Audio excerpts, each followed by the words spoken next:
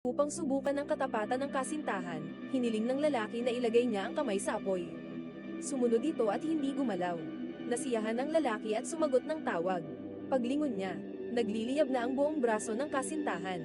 Pero natuwa siya, ibig sabihin, perpekto ang bago niyang robot na kasintahan. Hindi lang parang totoong tao ang haplos nito.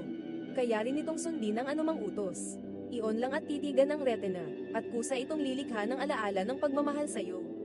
Sa sobrang perpekto, hindi nakatiis si Matt na ipakita siya sa mga kaibigan. Pumunta sila sa isang villa, pero napansin ni Amy na walang direksyon sa navigation.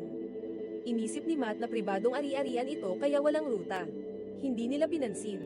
Sa pintuan, natigilan si Amy, takot na baka hindi siya magustuhan ng mga tao sa loob. Hindi niya alam, isa lang pala siyang robot.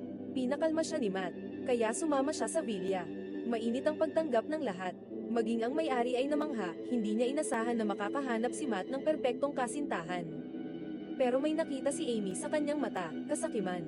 Sa gabing iyon, nagdiwang sila. Sayawan, inuman, kasayahan. Hindi nila alam, sa likod ng lahat ng saya, may isang nakakatakot na balak ang nagaganap.